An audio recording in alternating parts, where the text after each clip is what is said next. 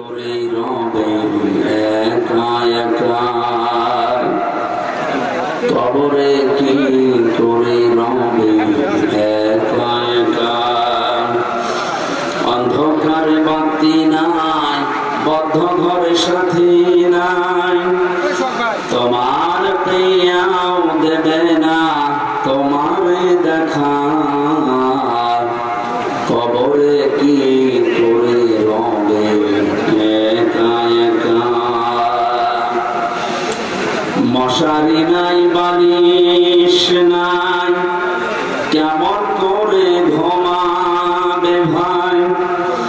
নাই আর কন্ডিশনের ঠাই, নাই হিটার পাখা। নির্জন নিরালান জমে, শীত গরমে একই রোমে। নির্জন নিরালান জমে, শীত গরমে একই রোমে। থাকতে হবে টানা ঘুমে, থাকতে হবে টানা ঘুমে। বিধাতার লেখা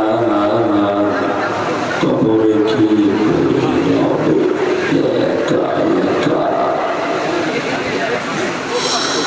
পাকা বাড়ি দামি গাড়ি, টাকা কড়ি কাড়ি কাড়ি। ছেড়ে দিতে হবে বাড়ি, যাবে না থাকা। তোমার বসার চেয়ার টাকার সিন্ধু, আত্মরক্ষার পিস্তল বন্ধ। পড়ে রইবে বিশাল মূল্য প্রিয় এলাকা। কবরে কি করে রবে একা একা। এক মুহূর্ত যে সন্তানে না দেখলে ঝড় ওঠে মনে। তাদের ছেড়ে গরস্থানে থাকবে যে একা। তারা বছরে দু একবার পাশে যাবে জিয়ারতের আসে। বছরে দু একবার পাশে যাবে জিয়ারতের আসে। কোটি বছর সবুজ ঘাসে থাকবে যে ঢাকা। কবরে কি করে রবে একা একা। বলো কবরে কি করে রবে একা একা। অন্ধকারে বাতি নাই, বদ্ধ ঘরে সাথী নাই, তোমার প্রিয়াও দেবে না তোমারে দেখা। কবরে কি করে রবে একা একা। আলহামদুলিল্লাহ। জয়পুরহাট জেলার কালাই থানার অন্তর্গত জিন্দারপুর ইউনিয়ন যুব সমাজের উদ্যোগে মৌলানগাড়ি হাট নুরুল আজিজুলের সাঁতাল প্রাঙ্গনে তাফসীরুল কোরআন মাহফিল ও ইসলামিক সাংস্কৃতিক অনুষ্ঠানের সম্মানিত সভাপতি মাওলানা মতিউর রহমান, হাজারো আলেমের উস্তাদ, উপাধ্যক্ষ শিরপুর নোমানিয়া আলিম মাদ্রাসা, আমির বাংলাদেশ জামাত ইসলামী জিন্দারপুর ইউনিয়ন শাখা। প্রিয় জয়পুরহাটবাসী, এই নামটা বললে এখন আমাদের কলিজা ভরে যায় না? বাংলাদেশ জামাত ইসলামী না, সবার কলিজা ভরে যায় না, কিছু মানুষের কলিজায় আগুন লাগায়। এই যে ফজল পাগলার মতো মানুষ, এর কি কলিজা ভরে যাবে? এরা যেন বানিয়েছে কে যেন, যে ফতে ফালতু, বর্গে জতে জাওলা, আর লতে লুচ্চা, ফজলু। এ লোকের কপালে মনে হয় হেদায়েত নেই। ও যেভাবে মিথ্যা কথা আরম্ভ করেছে, ও মরল বলে বেঈমান। এরপরে হারপিক মজুমদার, আমি বাকি নামগুলো নিলাম না, এরকম বহু এরকম শয়তান আছে। এদের কাছে বাংলাদেশ জামাত ইসলামী এই নামটা শুনলে কলিজা বলে যায় না, মতো বলছে তো এরা হিংসায় জ্বলে পড়ে মরে। এই কথা বললেন না? এখানে সহসভাপতির দায়িত্বে আছেন মাওলানা মোফাজ্জল হোসেন নাকি মুজাফফর হোসেন, তারবিয়াত সেক্রেটারি বাংলাদেশ জামাত ইসলামী কালাই উপজেলা শাখা। এখানে এতক্ষণ পর্যন্ত যারা কথা বললেন মাওলানা আয়ুব আলী আনসারী, মাওলানা নোমান সিদ্দিকী, মাওলানা আরাফাত হোসাইন, প্রধান অতিথি বিশিষ্ট ইসলামী চিন্তাবিদ শিক্ষাবিদ অধ্যাপক নজরুল ইসলাম, অঞ্চল টিম সদস্য বগুড়া অঞ্চল বাংলাদেশ জামাত ইসলামী, বিশেষ অতিথি বাংলাদেশ জামাত ইসলামী জয়পুরহাট জেলা শাখার শ্রদ্ধাভাজন জেলা আমির এবং বাংলাদেশ জামাত ইসলামী মনোনীত নমিনি এক আসনের জন্য, দুই আসনের জন্য জনাব ফজলুর রহমান সাইদ এক আসনে। এখানে আপনাদের এই আসনের জন্য জামাত ইসলামী এখানে এটা লিখেছে যারা এমপি পদপ্রার্থী মানে নমিনি এসেছে ভাই। হ্যাঁ, বাংলাদেশে জামাত ইসলামী থেকে যে 300 জনের নাম ঘোষণা দেওয়া হয়েছে এরা একটা পদপ্রার্থী না, এরা নমিনি। এরা কেউ পদ চেয়ে নেয়নি বা ওই পদে কেউ দাঁড়ায়। কথা বললেন না কেন? এটা শুধু বাংলাদেশে জামাত ইসলামী দেখাতে পেরেছে, অন্য কোন দল এটা আর পারবে না। আপনি বলেন এই দেশে 73টা রাজনৈতিক দল এখন কাজ করছে, কোন দল এই যে নমিনেশন ঘোষণা দেবে যার নাম সে জানে না, এরকম কেউ আছে? অন্য দলে এই পদ পাওয়ার জন্য দেখবেন মারামারি করে মরে যাবে। দেখেন কি শুরু হয়। আমার কুষ্টিয়া 3 আসন সদর, আমার যেদিন নাম ঘোষণা দেয় আল্লাহর কসম আমি 5 মিনিট আগেও জানি না যে আমার নাম ঘোষণা দেবে, এমনকি 1 সেকেন্ড আগেও আমার জানার সম্ভাবনা নেই, আমি জানি না। অথচ আমার এই আসনে অন্য দলের একটা দলেরই 4 জন দাঁড়াবে। তারা আমার মনে হয় যদি ঘোষণা আসে যে কি শুরু হবে কিয়ামত। বাংলাদেশে অন্য কোনো মানুষ এটা পারে না, এজন্য তারা পদপ্রার্থী লিখতে পারে। এখানে ফজলুর রহমান সাইদ, রাশেদুল আলম সবুজ এরা কেউ পদপ্রার্থী না, এরা নমিনি। আগামী থেকে এটা সংশোধন করবেন, কোন জায়গায় যদি দেন বলবেন বাংলাদেশ জামাত ইসলামী, এখানে নমিনি লিখবেন, পদপ্রার্থী আমরা কেউ না। এমনকি আজকে যে বাড়িতে উঠেছিলাম জনাব সাইফুল ইসলাম এই ইউনিয়নের জন্য বাংলাদেশ জামাত ইসলামী থেকে চেয়ারম্যান নমিনি, উনিও পদপ্রার্থী না। একটাই মাত্র দল, সেই দলের পদ যদি কেউ চায় কিয়ামতের আগে, আমি বেশি বললাম, তারা আসলে দিকে পদ তো চাওয়ার সম্ভাবনা নেই। যদি কেউ চায় ও কিয়ামতের বড় হবে। আর অন্য দলের লোক চাওয়া না, আমার মনে হয় চেয়ার দিয়ে বেরিয়ে ফেলবে, তাও পদ আমাদের। কেন আপনার এত কি দরকার? বাংলাদেশ জামাত ইসলামের আমির যিনি ডাক্তার শফিকুর রহমান হাফিজাহুল্লাহ, আপনারা অন্যদিকে না নিয়ে একটু বিবেক দিয়ে ভাবে যে আপনি কোথায় আছেন। আপনিও রাজনীতি করছেন, আমিও রাজনীতি করছি, আমার আদর্শ কোথায় আর আপনারটা কোথায়? আমিরে জামাত ঘোষণা দিয়েছে এই দেশে বাংলাদেশ জামাত ইসলামী থেকে যদি কেউ এমপি হয়, মন্ত্রী হয়, ওর 5 বছরে একটা টাকা বাড়বে না, যা আছে আরো কমে যাবে। অন্য কোন দলের লোককে ঘোষণা দিতে বলেন তো? আমার মনে হয় বাংলাদেশে তো 73টা দল, যে কোন দলের প্রধান যদি এই ঘোষণা দেয় যে আমার দল থেকেও কেউ এমপি হলে, মন্ত্রী হলে, যদি 100 টাকা নিয়ে এমপি হয় 5 বছর পর 90 টাকা হয়ে যাবে, আমার মনে হয় দল থেকে কেউ এমপি দাঁড়াবে। এরপরও যদি কারো বিবেক না খোলে, শুধুমাত্র ইসলাম আছে এই কারণে আপনার সহ্য হয় না। এটা ডাক্তার সাহেব এ বলেছে জামাত ইসলাম যদি স্বাধীনতা বিরোধী নাও হতো তাও ওদের আমি ঘৃণা করতাম, কারণ ওরা ইসলাম নিয়ে রাজনীতি করে। বলে নাউজুবিল্লাহ, এই লোকটা কাফের যদি এটা মন থেকে বলে থাকে যে জামাত ইসলাম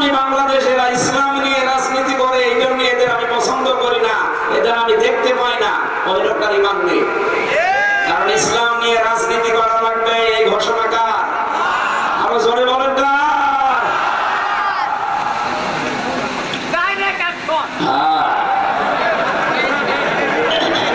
যৌবন আছে এখন দাদা। জনাব মনসুর রহমান আমির বাংলাদেশ জামাত ইসলামী কালাই উপজেলা শাখা, জনাব আব্দুল আলিম সেক্রেটারি বাংলাদেশ জামাত ইসলামী কালাই উপজেলা শাখা, আয়োজন করেছে বাংলাদেশ জামাত ইসলামী জিন্দারপুর ইউনিয়ন শাখা। মঞ্চে বসা ওলামায়ে কেরাম, সামনে বসা মুসলমান ভাইরা, পর্দার আড়ালে সম্মানিত মা এবং বোনেরা, প্রশাসনের ভাইরা, আমাদের এই কালাই থানার সম্মানিত ওসি সাহেব এসেছেন আজকে এবং অন্যান্য যারা সদস্যরা দায়িত্ব পালন করছে। আল্লাহ যে মা তাদেরকে পেটে নিয়েছে কোরআনের ইজ্জতে হযরতে খাদিজা রাদিয়াল্লাহু কুবরার মতো যেন আল্লাহ বানিয়ে দেন। আজকের এই অনুষ্ঠান যদিও জামাত ইসলামী বাংলাদেশ জিন্দারপুর ইউনিয়ন শাখার উদ্যোগে, কিন্তু এটা দল মত জাতি বর্ণ ধর্ম নির্বিশেষে সবার জন্য। কি কথা বলে না কেন? এই কোরআন শরীফ কি জামাত ইসলামের? কোরআন শরীফ কি বিএনপি? মানুষ যারা তাদের জন্য আল্লাহ কোরআনে আলোচ্য বিষয় দিয়েছেন।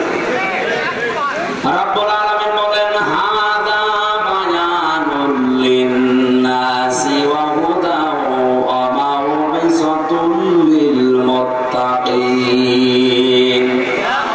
একটা বায়ান, একটা বক্তব্য আমি মানুষের জন্য দিয়েছি। জয়পুরহাটবাসী বলেন তো কোরআনের বক্তব্য আল্লাহ দিয়েছেন কাদের জন্য? মানুষের। বলেন বলেন। আমি ওই পর্যন্ত জানি মানুষের জন্য আল্লাহ তার কোরআনে বক্তব্য দিলেন, কিন্তু কোন মানুষ? এটা জীবিত মানুষ হওয়া লাগবে, মরা মানুষের জন্য আল্লাহ বক্তব্য দেয়নি। অথচ বাংলাদেশে বলেন তো এই 15 বছর যে অবস্থা গেল, জীবিত মানুষদেরকে আল্লাহর বক্তব্য শোনানো বড় কঠিন হয়ে পড়েছিল। ওরা বলতো আমাদেরকে আপনি কোরআন পড়বেন, কোরআন অসুবিধা নেই, আমার বাবা মরে গেছে মরে। আরে ভাই আপনার বাবা তো মরেই গেছে, এখন আমি পড়ে করবো কি? পড়ার দরকার ছিল তখন যখন জীবিত ছিল। সমাজ যেহেতু আল্লাহ পাঠিয়ে দিয়েছে, ডাকসু আর জাকসুর পরে দেশের চিত্র কিন্তু অলরেডি পরিবর্তন হয়ে গেছে। যদিও আর এখন ওই ফজল বাংলার মতো অনেকে মুখ জোর করছে, চাপাবাজি করে পায়ের তলায় যে মাটি নিয়ে ওঠে পাচ্ছে। ওরা আমিরে জামাতকে চ্যালেঞ্জ দিয়েছে যে সিলেটে যে 19টা আসন আছে, 17টা আসন আছে, এখানে যে কোনো জায়গায় আমিরে জামাত দাঁড়াবে, ও নাকি সেখানে দাঁড়িয়ে পাশ করবে। আরে ভাই ওরে আপনি আমার কাছে পাঠিয়ে দেন, আমারও লাগবে না। আমি ফজল বাংলাকে চ্যালেঞ্জ করছি, আমার ছোট মেয়ের সাথে যদিও দাঁড়ায় ফেল করবে। কারণ কিশোরগঞ্জ এলাকায় তো আমি বহু জায়গায় গিয়েছি, জানি ওর জনপ্রিয়তা কত তলানিতে। শুধু এই মুখ জোর করে টিকে আছে। এই বাংলাদেশে যে কয়টাই টিকে আছে দেখবেন শুধু চাপার উপরে, ভেতরে কোনো মাল মশলা নেই। আলেমদের ভুল ধরে, বলে আলেমদেরকে কেউ যেন পেটে না নেয়, ওয়াজ করে মেয়েদের কাছে। এই দেওয়ার নামের ব্যাখ্যা যে লোকটা করেছে তাই এমনি করে নাই, ফতে ফালতো বর্গির সাথে যাওয়া। আর লতে আমি বললাম না, নাউজুবিল্লাহ, কে যে বানিয়েছে আল্লাহ তার হায়াতটা একেবারে খাপের খাপ, মমতাজের বাপ মিলে গেছে। কারণ ও যা করে তাই। আমি এত বলতাম না, আশা করছি আগামী থেকেও যেন ফজল বাংলা না হয়। কারণ এখনো অনেকে ভাইরাল হওয়ার ধান্দায় ফজল হতে ব্যস্ত, যে আমিও ফজল হবো। এখানে চাপাবাজি করা, গলাবাজি করা বাদ দেন। বাস্তবতা আপনি দেখেন, জিয়াউর রহমান কোথায় ছিলেন আর আপনারা কোথায় আছেন? ডাকসুর মতো জায়গায়, জাকসুর মতো জায়গায়, যেখানে গলা উঁচু করে ইসলামের পক্ষে কথা বলা কঠিন ছিল, সেখানে ছাত্র দল মাত্র পেয়েছে 5,000 কয়েকটা ভোট, অথচ ছাত্র শিবির পেয়েছে 14,500 প্রায় 3 ডবল। আপনি টের পাচ্ছেন কোথায় পৌঁছিয়েছে তারা? যাকশো কোনো ব্যাপার না, জাতীয় নির্বাচন কোন নির্বাচনে আপনারা এগিয়ে যেতে পারবেন না, কারণ আপনাকে দৌড়াতে বহু মানুষ অলরেডি দেখেন, নয়নের মতো মানুষ। আর বাকি আমি নাম নিলাম না। দেশে এমনিতেই পরিবর্তন আসছে। গত পরশু দিনও আমি ছিলাম কুষ্টিয়াতে, 100 পরিবার হিন্দু, ওরা সব জোট বেঁধেছে এবার আমরা দাঁড়িয়ে পাল্লায় ভোট দেব। হিন্দুদের যদি অবস্থা হয়, বাকি মুসলমান আপনি মাথায় বাড়ি দিয়ে আটকাতে পারবেন না। জমান নামাজ পড়ে বের হচ্ছে কুষ্টিয়ার আবদালপুরে, এটা করেন আমার সামনে 18 জন এসে বলছে, হুজুর এতদিন ভ্রান্ত ধারণা ছিলাম, শহীদ যে আদর্শ মানতাম, কিন্তু সেই আদর্শে এখন আর বিএনপি নেই। এখন দেখতে পাচ্ছি এরা ওই আদর্শ থেকে সরিয়ে বহু দূরে চলে গেছে। সুতরাং পৃথিবীতে যদিও আমরা ভ্রান্ত ধারণা ছিলাম, যে কয়েকদিন হায়াতে জিন্দেগিতে বেঁচে আছি, আল্লাহর দ্বীন কায়েমের জন্য এখন আমরা চেষ্টা চালাবো। আপনি আপনার দলে আমাদেরকে নেন। আমি বললাম কালেমা পড়ানো লাগবে, বলছে না কালেমা মুখস্থ আছে। এই দলে আসতে হলে তো অন্যান্য দলের মতো না, আপনাকে ফর্ম পূরণ করা লাগবে। 18 জনকে আমি নিজে নাম ঘোষণা দিয়ে দিয়ে ফর্ম পূরণ করিয়ে এসেছি। বাংলাদেশের 630টা থানা, কম বেশি আমি সব জায়গায় কিন্তু যাচ্ছি। একটা জোয়ার উঠে পড়েছে ডাকসু নির্বাচনের পরে, অনেকেই যাদের বিবেক একটু নাড়া দেয়, ওরা বলছে ওই চাপাবাজদের সাদাবাজদের সাথে আর নেই। 1500 বছর আগে একটা আয়াত নাযিল হয়েছিল, এটা আমার মনে হয় বাংলাদেশে এই মাত্র নাযিল হয়েছে। আবার ওয়াইতান নাসা ইয়াদখুলুনা ফি দীনিল্লাহি আফওয়াজা। হে নবী, আল্লাহর সাহায্য আর বিজয় যখন আসবে, আপনি দেখতে পাবেন দলে দলে পালে পালে মানুষ ইসলামে প্রবেশ করছে। আজ বাংলাদেশের অনেকেই মনে করে ইসলাম মানেই এদেশে কায়েম করার মতো শক্তি রাখে জামাত ইসলামী। আমি আজকে আসার সময় একটা আয়াতের ব্যাখ্যা পড়ছিলাম, একটু মিলান তো দেখেন কোন দলে পেলে। সূরা মুজাদালার শেষের আয়াত, লা তাজিদু কওমান ইউমিনুনা বিল্লাহি ওয়াল ইয়াউমিল আখির ইওয়াদুনা মান হাদাল্লাহা ওয়া রাসূলাহু ওয়ালাউ কানু আবাআহুম আও আবনাআহুম আও ইখওয়ানাহুম আও আশীরাতাহুম উলাইকা কাতাবা ফি কুলুবিহিমুল ঈমান ওয়া আইয়াদাহুম বিরূহিম মিন ইলা আখিরি আয়াত। এই ভালো করে শুনবেন, যেহেতু কথাটা কোরআনে কোনো ভেজাল আছে, আমি শুধু বাংলায় অ্যাডভার্টাইজ করছি, তাহলে আমারও বলার কথা না।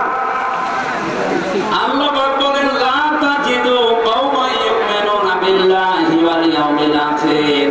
আপনি দেখতেই পাবেন না এমন ব্যক্তিকে, এমন দলকে, এমন জাতিকে যারা আল্লাহ এবং কিয়ামতে বিশ্বাস করে, যে মানুষগুলো পৃথিবীতে আল্লাহ রাসূলের শত্রু, আপনি জীবনেও দেখবেন না তারা তাদেরকে আপন মনে করে, বন্ধু মনে করে, ভালোবাসে মন থেকে। যদিও সেটা তার বাবা হয়, যদিও সেটা তার দাদা হয়, যদিও তার ভাই হয়, তার আত্মীয় স্বজন, স্ত্রী, সন্তান এগুলো হয়। কারণ কি, আল্লাহ পাক এই মানুষগুলোর অন্তরের ভেতরে ঈমান বদ্ধমূল করে দিয়েছেন এবং ফেরেশতাদের দ্বারা তাদেরকে আল্লাহ শক্তিশালী করে দিয়েছেন।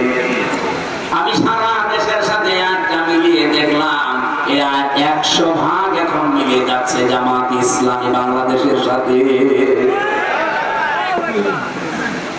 ইয়দখিলুহুম জান্নাত, আল্লাহ তাদেরকে প্রবেশ করাবেন এমন একটা বাগানে, তাজরি মিন তাহতিহাল আনহার খালিদিনা ফিহা উলাইকা হিজবুল্লাহ আলা ইন্না হিজবাল্লাহি হুমুল মুফলিহুন। রব্বুল আলামিন তাদের পরিচয় দিতে দিতে বললেন তাদেরকে আমি বাগানে প্রবেশ করাবো, এমন একটা বাগান যার তলদেশ দিয়ে নদী আর নহর প্রবাহমান থাকবে, তার মানে জান্নাত। এখানে একটা প্রশ্ন আছে আমার, আপনারা শুনতেছেন? ইউদখিলুহুম জান্নাত, আমি একটা আপনাদের বের করে সূরা মুজাদালা যারা এখানে হাফেজ আছে, রব্বুল আলামিন জান্নাতুল শব্দটা দিতে পারতেন, না দিয়ে তিনি দিয়েছেন ইউদখিলুহুম জান্নাত। এটা বহু বছর। আমার প্রশ্ন হচ্ছে আল্লাহ জান্নাতুল না দিয়ে জান্নাত বহু বছর দিলেন কেন? আমি একটা দুইটা না, যতগুলো তাফসীর পড়েছি আয়াতের মুফাসসিরিন ইকরাম এটাই জানাতে চেয়েছেন। রব্বুল আলামিন জানিয়েছেন এইটা। আমি আরবি গ্রামার দিয়ে আয়াতটা মিলিয়েছিলাম প্রথমে। পৃথিবীতে যত ভাষা আছে প্রায় আমার জানা মতে ৪,৫০০ ভাষা এই দুনিয়ায় আছে। কত? ৪,৫০০-এর উপরে মানুষ কথা বলে বিভিন্ন ভাষায়। আপনি মালয়েশিয়াতে যাবেন, ১২০টা দেশের ছেলে মেয়েরা সেখানে লেখাপড়া করছে, মালয়েশিয়া ইন্টারন্যাশনাল ইসলামিক ইউনিভার্সিটিতে। আমি ধরছিলাম ভেতরে, বন্ধুদের জিজ্ঞাসা করলাম এখানে কতটা দেশের ছেলে মেয়েরা আছে, বলছে ১২০টা দেশের ছেলে মেয়েরা আছে। এখানে ভাষায় কথা বলেছে, যার ভাষা, যদিও আন্তর্জাতিক ভাষা সেখানে ইংরেজিতে বলা লাগে। আপনি বলেন ১২০টা দেশের ভাষায় কথা বলছে সেখানে, খালি এক জায়গায়। আমরা ইতিহাস পড়ে জানতে পেরেছি এই পৃথিবীতে এখন ২৫৭টা দেশ আছে, ৪,৫০০ ভাষায় মানুষ কথা বলে। আরবি ভাষাতে শুধু ১ বছর ২ বছর বহু বছর পাবেন, অন্যান্য ভাষার অধিকাংশ জায়গায় আপনি ১ বছর আর বহু বছর পাবেন। আমি যে শব্দটা নিয়ে আরম্ভ করেছিলাম, এদিকে আপনাদের মন আছে নাকি দেখি তো, কি বলেন তো? একই ভয় থাকবে, যেহেতু ১ বছরের পরে আরবিতে ২ বছর আছে, তারপরে বহু বছর আছে। আল্লাহ জান্নাতুন না দিয়ে, মাসকানুন না দিয়ে জান্নাত দিয়েছেন, মাসাকিন দিয়েছেন। মুফাসসিরিন ইকরাম বোঝাতে চেয়েছেন রব্বুল আলামিন যদি কারো অন্তরে ঈমান বদ্ধমূল করে দেয়, তাকে যদি ফেরেশতাদের দিয়ে শক্তিশালী বানায়, তাকে এমন জান্নাতে প্রবেশ করাবে, সেই জান্নাত কমপক্ষে ৩টা। কারণ এখানে আল্লাহ যেহেতু বহু বছর দিয়েছেন, আর 2টা হলে বহু বছর হয় না, 2 বছর হয়, 3টা হলে কমপক্ষে বহু বছর হয়। কি কথা বলবেন? তার মানে এই দেশে আমরা সত্যি যারা আল্লাহ এবং কিয়ামতে বিশ্বাস করি, যাদের কাছে বাবা মা, স্ত্রী, সন্তান, ভাই ভক্তদের চাইতে আল্লাহর দ্বীন বেশি প্রিয়, নেকামতে দ্বীনের কাজ করাকে আমরা বেশি প্রিয়, বেশি ভালোবাসার মনে করি, আমাদের অন্তরে আল্লাহ এমন ঈমান বদ্ধমূল করে দিয়েছে যেটা লাঠি মেরেও আপনি সরাতে পারবেন না। 15.5 বছর তার প্রমাণ, অনেককে ফাঁসি দিয়েও সরাতে পারে না। আমি তো নিজে জেলখানায় শুনেছি, একজন কারারক্ষী ছিল কুতুবউদ্দিন, এটা তার কাছেও যাবে, রেকর্ড হচ্ছে, ওর বাড়ি হচ্ছে রাজবাড়িতে। গভীর রাতে, রাত 12টার পরে ডিউটিতে এসেছেন। আমি তখন কোরআন পড়ছিলাম, যেহেতু আমি ফাঁসির কন্ডেম সেলের ভেতরে, আমার কাছে কেউ আসে না। উনি এসে আমারে বলছে, হামজা ভাই একটা কথা বলি, আমি এখনো পর্যন্ত একটা বিষয় পরিষ্কার হতে পারি নাই। কি বিষয়? যেদিন শহীদ মীর কাশেম আলী রহমতুল্লাহ আলাইহি তাকে ফাঁসি দেয়, সেদিন আমি তার ডিউটিতে ছিলাম। সন্ধ্যার সময় এসে বললাম যে স্যার, আপনার রাত 10টায় ফাঁসি, আপনি রেডি হন। উনি আমাকে বলছে, কুতুব ভাই এখন বাজে কয়টা? এখন বাজে তো 7:30টা, এখনো পর্যন্ত প্রায় 2.5-3 ঘন্টা সময় আছে। এত সময় আমি কি করব? একটু ঘুমিয়ে গেলাম। তুমি আমার আধা ঘন্টা আগে ডাক দিও, আমি 2 রাকাত নামাজ পড়ে মঞ্চে ফাঁসির মঞ্চে চলে যাবো।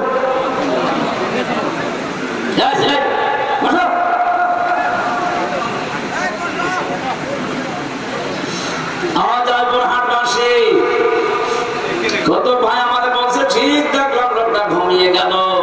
2 ঘন্টা পরে আমাদের ডাকলাম, উনি ঘুম থেকে উঠলো, গোসল করে ওযু করার পরে দেখলাম 2 রাকাত নামাজ পড়ে নিল। নামাজ পড়ে 1 কাপ চা বানিয়ে হিটার ছিল ভেতরে, চা বানিয়ে বলছে আপনি নেবেন। উনি বলছে যে আমি চিন্তায় আছি কিসের চা। যার মাত্র 3 ঘন্টা পরে ফাঁসি। সেই লোকটা 2 ঘন্টা ঘুমিয়ে গেল। ঘুমাইলো কি করে আমি আজ পর্যন্ত এখনো ভেবে পাইনি। আমারে ঠিক 10টা বাজার 5 মিনিট আগে বলছে সময় হয়ে গেছে, যাবেন না। মনে হচ্ছে শ্বশুর বাড়ি যাওয়ার জন্য ব্যস্ত হয়ে পড়েছে। জেলার আসলে সোপার আসলো, আরো যারা যে দায়িত্বে আছে জল্লাদ শাহজাহান, ও এসে চোখ মুখ বাঁধতে চায় বলে বাধা লাগবে না, জায়গায় নিয়ে চলেন।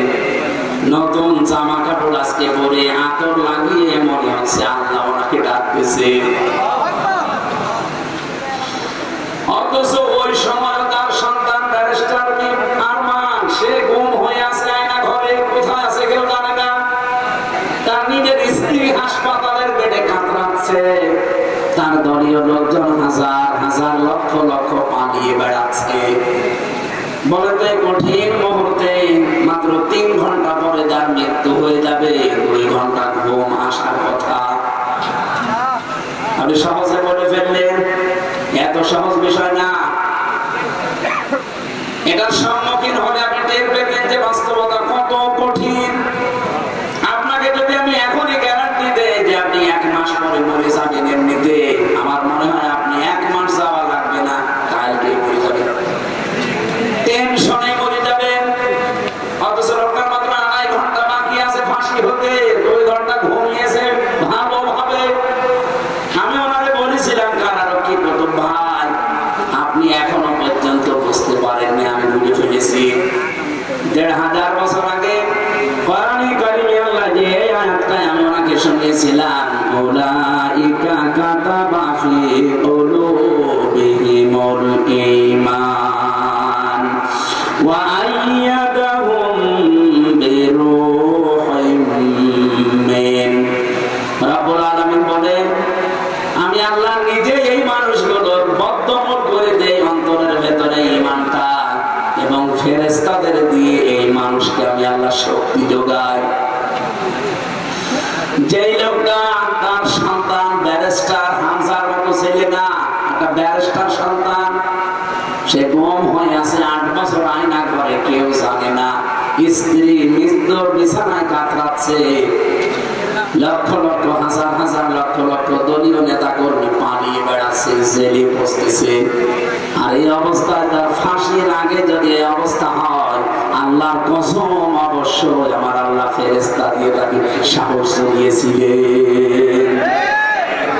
আল্লাহ এই মানুষগুলোকে এমন বাগানে প্রবেশ করাবে, এটা না আল্লাহ জান্নাত দেননি, জান্নাত।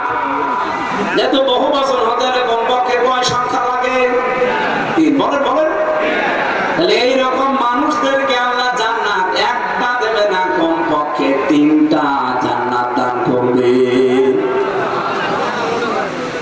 আর আমরা হাদিসের ভাষায় পড়েছি, যদি একটা জান্নাত মানুষকে আল্লাহ দেয়, এই পৃথিবীর সমান কমপক্ষে 10 পৃথিবী।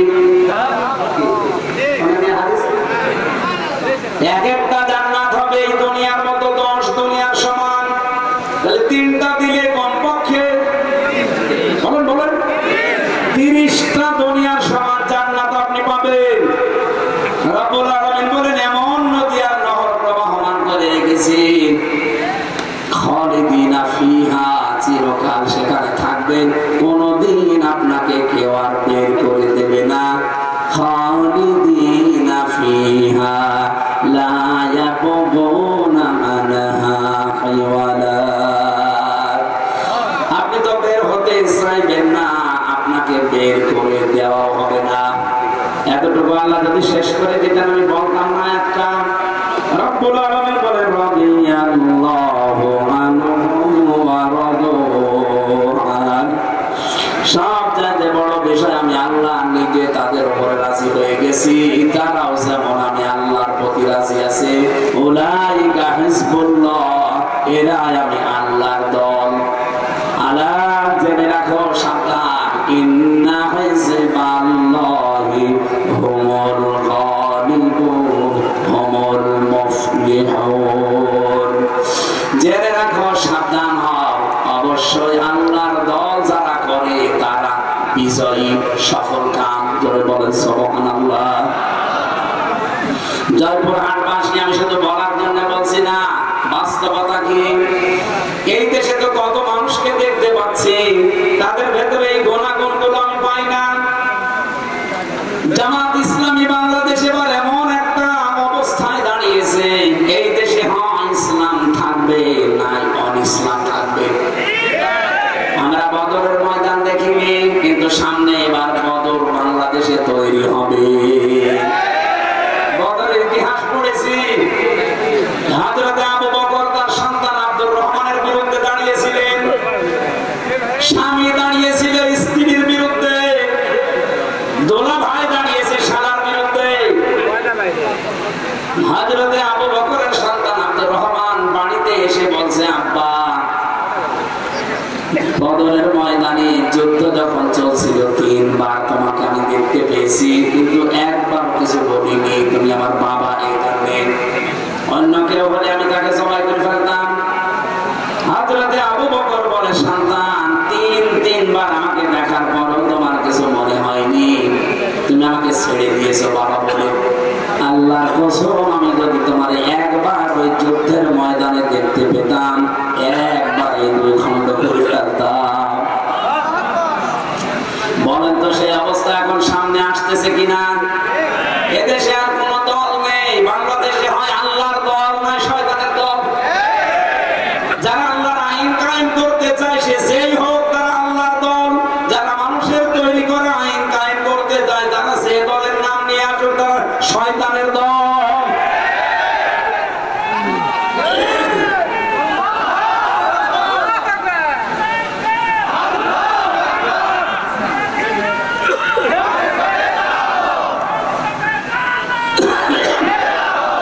সুসংবাদ শোনাচ্ছি, কাতাবাল্লাহু লা গালিবান্না আনা ওয়া রাসূলি ইন্নাল্লাহা কাবিয়্যুন আযীজ। আল্লাহ পাক বলেন, আমি লিখে দিয়েছি, আমি সই করে স্বাক্ষর করে দিয়েছি যে আমি আল্লাহ এবং আমার রাসূল যারা, তাদের আমি বিজয় করব, তারা বিজয়ী হবে। এই গ্যারান্টি কার? এখানে চর্ম চোখে যদি উল্টাপাল্টা কিছু দেখেন, এগুলো সব পরিচিতা। সর্বশেষ বিজয়ী হওয়া আমার আল্লাহ এবং রাসূলের দায়িত্ব। যেহেতু রাসূল নেই, এজন্য আল্লাহ রাসূলই বহু রাসূল দিয়েছেন। আল্লাহ বলেন, আমি লিখে দিয়েছি বিজয়ী হওয়া।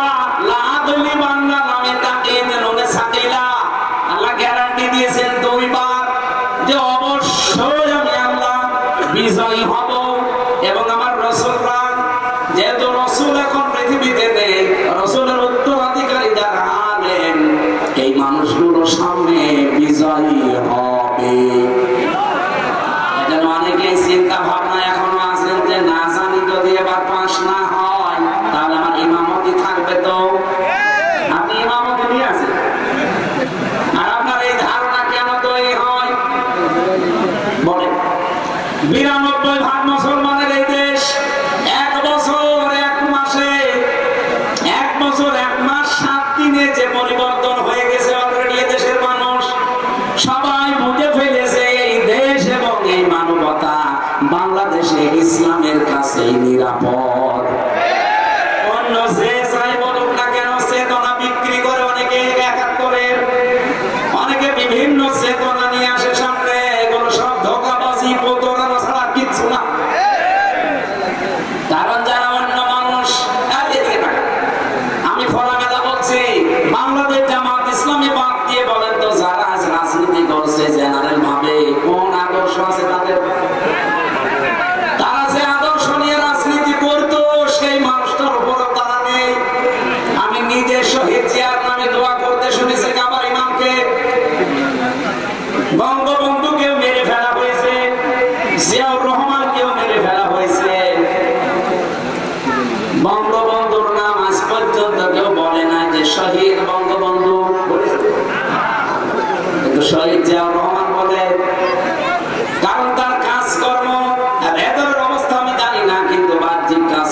অ্যাক্টিভিটিস তার ইসলামের পক্ষে ছিল, ভারতের বিপক্ষে ছিল। এখন যারা তার নাম নিয়ে আদর্শ নিয়ে রাজনীতির মাঠে নেমেছে, এর অনেকেই এখন আছে সবগুলো দাদাদের প্রেসক্রিপশন অনুযায়ী চলে। এখানে দেশের মানুষের মন থেকে তারা আস্তে আস্তে উঠে যাচ্ছে। না যে ডাকসুর মতো জায়গায় একটা সিটও তারা পায়নি। 28টা সিটের শিবির পেয়েছে 23টা, আর স্বতন্ত্র পেয়েছে 5টা। 23 আর 5 কত হয়? ওরা একটাও পেল না। জাহাঙ্গীরনগর বিশ্ববিদ্যালয়ে 21টা পেয়েছে শিবির আর 5টা পেয়েছে স্বতন্ত্র। যারা তারা যে আপনারা একটাও পাচ্ছেন না, এরপর মুখ জোর করেন। কোথায় আছেন আপনি টের পাচ্ছেন? এ আপনার রাজনীতি, এ আপনার আদর্শ। কি করলেন 1 বছর 1 মাস 7 দিনে? শুধু চাঁদাবাজি ছাড়া কি উপহার দিয়েছে জাতিকে? পাথর দিয়ে মানুষ মারে। কথা বলেন না কেন? আজকেও না কালকে দেখলাম ফরিদপুরে একজনের ঠ্যাঙের উপরে হাতুড়ি দিয়ে মেরে ঠ্যাং ভেঙে দিচ্ছে। চাঁদা দেয় না, এই কারণে। একটা কথা হলো, মানুষ এখন আর বোকা নেই, আর আগস্টের 5 তারিখের আগেও নেই। মানুষ এখন সচেতন, এ কিন্তু বুঝে ফেলেছে। আমার তো মনে হচ্ছে সামনে বাংলাদেশে একটা নীরব বিপ্লব হবে বাংলাদেশ জামাত ইসলামীর। এখনো যদি আপনি সেই ভারত প্রেম নিয়ে থাকেন হাসিনার মতো, আপনিও ঢুকবেন। আশা করছি আপনারা ফিরে আসবেন। এরপরও যদি কেউ না আসে, সে তার কপালে আগুন লাগাবে। দেখেন না নেপালে কি হয়েছে? পানির ভেতরে মন্ত্রীদের চুবাচ্ছে। ভারতে আরম্ভ হয়েছে, ভারতে মোদীর বাড়ি ঘর পর্যন্ত এখন আক্রমণ চলছে। হবে 100 ভাগ কারণ আল্লাহর ঘর মসজিদ ভেঙেছে।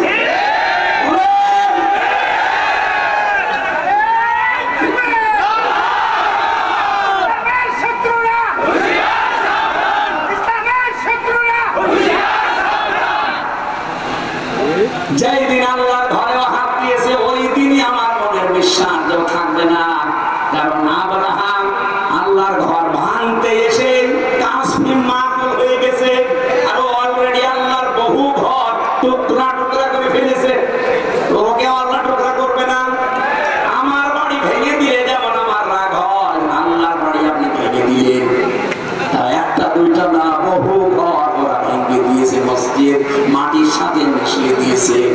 ভারতকে আমার আল্লাহ দেখবেন এই মসজিদ ভাঙার অপরাধে প্রতিশোধ নিয়ে টুকরা টুকরা করে ফেলবে। ভারত প্রতিবাদ দেওয়া লাগবে এই দেশে। কোন আগ্রাসন এই দেশে আমরা চলতে দেব না। এই দেশ চলবে এই দেশের মানুষের চেতনা অনুযায়ী। কোথায় কোন চেতনা এসেছে, ও চেতনা এখন বাদ দেন। অনেকে বলে না আমরা 47-এর চেতনায় চালাবো, কেউ বলে আমরা 52-এর চেতনায় চালাবো, কেউ বলছে 71-এর চেতনায়। না, আমাদের এই প্রজন্ম, আমরা যারা এখন আছি এদেশ, যারা এই দেশকে এবার আমরা মুক্ত করেছি, আমরা 47 দেখিনি, আমরা 52 দেখিনি, 71 দেখিনি, আমি 24 দেখেছি। বলেন, আমি ওগুলো অস্বীকার করি না। হ্যাঁ, অবশ্যই ওগুলোর মর্যাদা আছে, কিন্তু চেতনা বিক্রি করা বাদ দেওয়া লাগবে। আপনি কোন কারণে 54 বছর পরে এসে আমারে আপনি রাজাকার বলবেন? আমার তো জন্মই হয়েছে 92 সালে। আমার বাবার বয়স ওই সময় হয়তো 1 বছর বা 6 মাস হতে পারে। কোন কারণে ট্যাগ আমার উপরে দিলেন? অথচ যারা এই ট্যাগগুলো এখনো পর্যন্ত দিতে চায়, আপনি খোঁজ করে দেখেন, তাদের দলের ভেতরে রাজাকারের সংখ্যা 1040 জন। আর যাদেরকে এই ট্যাগ দেওয়া হয় তাদের নামে মাত্র 37 জন, তাও 11 জন ফাঁসি হয়ে গেছে। রাজাকার হলে যদি ফাঁসি দেওয়া হয়, তাহলে 1040 জনকে আগে ফাঁসি দেওয়া লাগবে।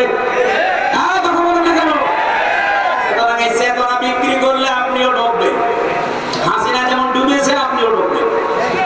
আর হাসিনাকে হযরত বলেছিল এখানকার কোন আল্লাহর প্রয়োজন? কোথায়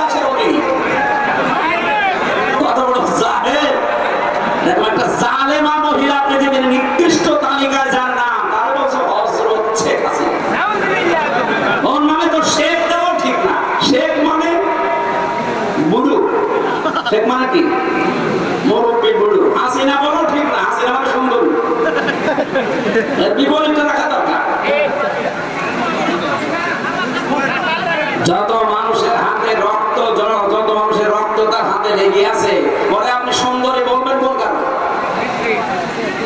সুন্দরী মানুষ এই করে লক্ষ লক্ষ মানুষকে দেখলাম কাবা শরীফে এই রূপে আমিনি থেকে হাজির আসওয়াদ এটা পার হওয়ার সময় এই নামটা উচ্চারণ হচ্ছে। হাসিনা না হাসানা। রব্বানা আতিনা ফিদ দুনিয়া হাসানা ওয়া ফিল আখিরাতি হাসানা ওয়া কিনা আযাবান নার। ইয়া আল্লাহ, দুনিয়ায় তুমি শান্তি, স্বস্তি, নিরাপত্তা দাও, আখিরাতেও শান্তি দিও, আর জাহান্নামের আগুন থেকে আমাদের বাঁচাও। জেলে আমি যেখানে ছিলাম, এই ফাঁসির কন্টেম ছেলে, মাঝে মাঝে আওয়াজ শুনতাম, আমাদেরকে বের হতে দিত না। আমার নিস্তারায় একদম থাকতো, চলচ্চিত্র জগতে কাজ করত। বাড়ি কুমিল্লা, ধর্ষণ মামলা এসেছে ছেলে, মাঝে মাঝে দেখতাম নামাজ পড়তে পড়ে দোয়া করছে, একদিন হাত তুলে রব্বানা আতিনা ফিদ দুনিয়া হাসানা কি গো ডাক দিলাম, কোরআন পড়তে পারে না, কি দোয়া করলেন? খুব ভালোবাসে হুজুর আমারে, খুব ভালোবাসে আমারে, হাসানা না বলে আমি হাসিনা বলি সবসময়। তো দোয়া কবুল করতে আল্লাহর বই গেছে। জয়পুর হাটবাসী, যে কথা বলেছিলাম, আমার এই কথায় আমি ফেরত যাচ্ছি। কোরআনে কারীম এই পৃথিবীতে যেহেতু শুধু মুসলমানদের জন্য আল্লাহ দেয়নি, দুনিয়াতে আমরা মানুষ কত বাচ্চা যারা বিবেচিত আছি, সবার জন্য আজকে এই কোরআন। আল্লাহ পাক বলেন দুইটা জিনিস আছে জীবিত মানুষদের কোরআনে, অবদান অনির্দেশিত আছে, দুই নম্বরে মাউইযাতুন উপদেশ আছে। তাদের জন্য লিল মুত্তাকিন, যারা ভদ্রলোক। সুতরাং আজকের আলোচনায় যারা ভদ্রলোক আল্লাহর কাছে তাদের কাজ হবে, আর যারা অভদ্র অসভ্য এদের কোনো কাজ না। ওয়ালা ইয়াসিদুস সালিমিনা ইল্লা খাসারা, জালেমদের শুধু ক্ষতি বৃদ্ধি হবে। এখন দেখেন কার রাগ হয়।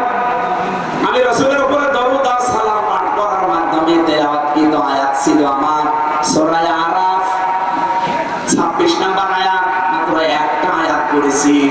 আমার মাথার ভেতরে আয়াত নিয়ে যত কথা আছে, আমার তো মনে হয় যে সারা রাত না, আমার সারা জীবন বললে এই আয়াতের কথা শেষ হবে না। আমরা খুব সামারাইজ করব, শর্টকাটে মূল কথাগুলো ঘন্টা খানিক সময় নিয়েছি বলতে চাই, থাকবে না? জবান ছেড়ে কোরআনের সোনালী আয়াতটা একবার পড়ে আমরা তাফসীরুল কোরআন মাহফিলে তাফসীর আকারে কথা বলতে চাই। ইয়া বানি আদম قد أنزلنا عليكم لباسا। আগে আমরা তাফসীর আকারে যদি বলতে চাই তাহলে শুদ্ধ তেলাওয়াত হয়ে গেছে। আমরা এবার এই সূরার নামকরণ জানতে চাই। সূরার নাম আরাফ। নাম কি? বলো বলো। এটা হচ্ছে জাহান্নাম আর জান্নাতের মাঝে একটা প্রাচীরের নাম।